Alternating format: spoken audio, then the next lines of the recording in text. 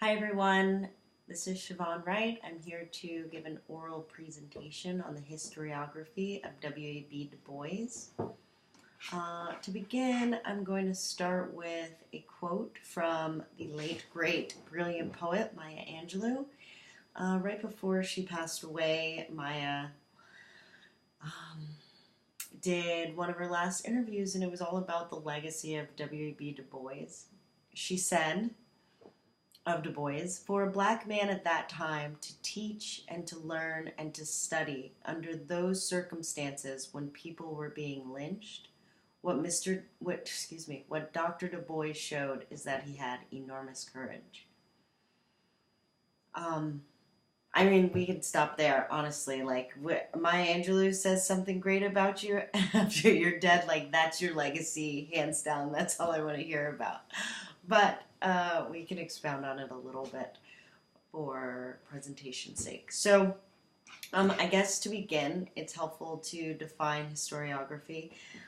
Britannica defined it as the writing of history, especially the writing of history based on the critical examination of sources, the selection of particular details from the authentic materials in those sources, and the synthesis of those details into a narrative that stands the test of critical examination, right? So we can break that down a little bit to make it like, well, it's like a well-cited critical examination of a person, but we can break that down a lot and kind of just say that it's their legacy.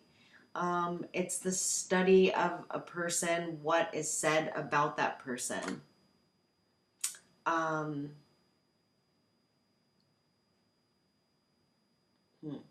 So, what do we know about W.E.B. Du Bois? What do we hear about him? What is said about him? Well, I think that it's really important to say that you can't really talk about the historiography about any black man without like acknowledging the fact that or utilizing the work that W.E.B. Du Bois did, right? So he was the first black American to receive his PhD from Harvard, and that was in history. And he went on to do a ton of like really instrumental and fundamental work in social stratification and race relations, continuous social survey.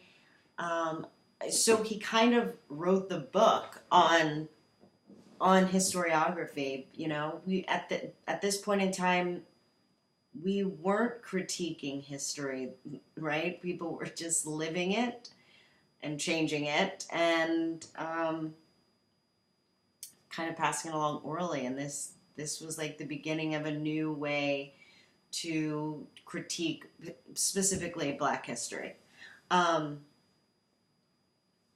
At least here in America. Now my mind is like, I don't know. There are other ways that we did historiography. They just kind of named it. But yeah, so I guess that if we're talking about like our modern version of historiography, he did a lot of fundamental work towards that, right? Not at all to negate all of the ancient works and texts that came before our American way. So, let's see. So, W.E.B. Du Bois was an activist, a historian, a sociologist, but I think that there's kind of no way to talk about W.E.B. Du Bois without mentioning his disputes with Booker T. Washington and Marcus Garvey. I just don't like the very common narrative of like taking two successful black men and saying you've got to have one or the other, right? That's like, it's just like it's something that's only done in the black community, sometimes within the black community, and it drives me nuts. But for historiography's sake, we will juxtapose Booker T against or with W.B. Du Bois. Hopefully I will remember to come back to Marcus Garvey. I'll move this in my notes. All right, so Booker T. Washington. So we know that W.B. Du Bois was a well-renowned historian, thinker, educated man, educator. He was very intellectual. And Booker T. Washington, don't get me wrong, no shade towards him. He was also very intellectual and very smart. He started Tuskegee. However, the both of them, excuse me, sorry, the both of them had different ideas about what the black community should be up to, right? And Booker T really wanted black people to be a little bit more practical. He said that they should get rid of they should yield political power. They should yield and stop the insistence on civil rights. And they should not engage with higher education of Negro youth, right? Which was the exact opposite of what W.B. Du Bois was saying. He was saying, get educated and agitate and fight for your rights. And if you don't make it happen, no one will make it happen. And who's to say that there won't be another slavery, right?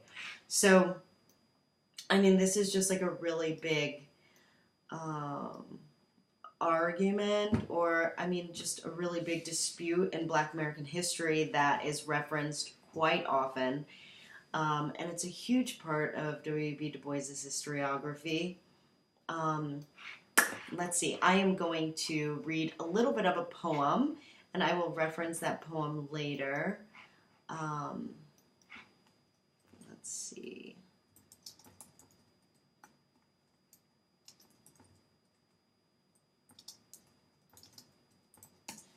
I'm going to run out of time. Okay, it's Dudley Randall. I didn't have this written down right here. Okay, so Dudley Randall wrote this poem, and I'm not going to read all of it, but I will link to it below. It's called Booker T. and W.B. Du Bois. Sorry. Okay, so I'll start in a little bit past the middle towards the end. I don't agree, said W.E.B., for what can property avail if dignity and justice fail? Unless you help to make the laws, they'll steal your house with trumped-up claws. A rope's a tight, a fire is hot, no matter how much cash you've got. Speak soft and try your little plan, but as for me, I'll be a man. It seems to me, said Booker T, I don't agree, said W.E.B. And so it kind of ends with W.E.B. interrupting Booker T and getting the last word. And that's like my take on this whole thing. And maybe it's just because Booker T didn't live as long, but in history we see that it didn't take long for a lot of Booker T's followers to jump on the side of W.B. Du Bois after his death, which makes sense, right? You've got two leaders that are interested in uplifting the black community, and one of them is no longer in the fight. You guys got to stay in the fight together, right? And I also just personally ascribe to the idea that knowledge is power, and if you can't understand the laws. I mean, I've done some reading of our initial constitutions and things like that. If you can't understand it, sometimes it's just the way that they utilize a comma or put in a clause or something that's very sneaky. And if you don't understand that, then you wouldn't know that you were giving up your rights. So I tend to side with W.B. Du Bois. And then Marcus Garvey was another. That's another part of his historiography that is often referenced. And that was kind of more so about. So they both really believed in a higher group, an elitist group within the black community that should be more educated, more political, more in the know, and kind of lifts everybody else up.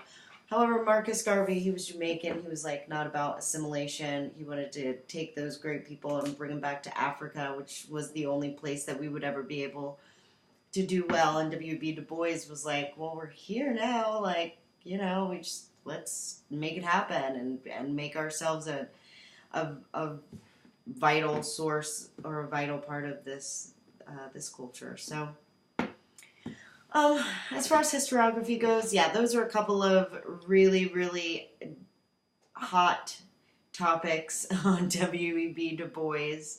Outside of course, that he was just a well-respected thinker and educator and one of the greatest scholars of all time, and definitely of his time.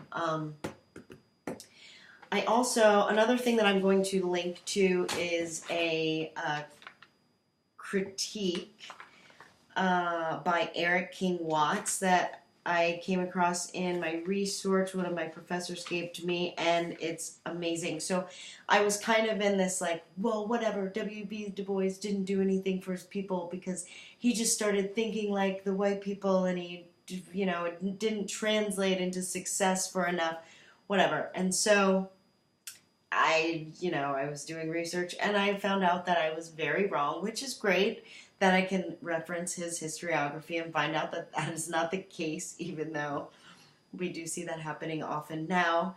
And I won't get too much into it because I'm kind of over time, but quick quote.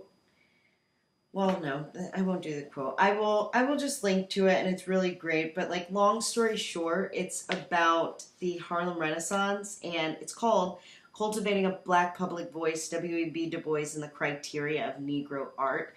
And so basically, it's about what W.E.B. Du Bois stood for during the Harlem Renaissance. He kind of saw this really great opportunity when. And, I mean, let's just say the Harlem Renaissance was amazing. I mean, slavery basically ended at the end of the century, and then by 20 years into the 1900s, all of a sudden there's just tons of art and literature and poetry and musical forms and everything that come out of it. I mean, it's just absolutely amazing. And not the original appropriation, but definitely a hard appropriation of the 20s was that all of a sudden white people were like, oh, yeah, I mean, sure, we like don't want you guys to have jobs, but like, whoa, we love jazz music. What is this blues you're singing?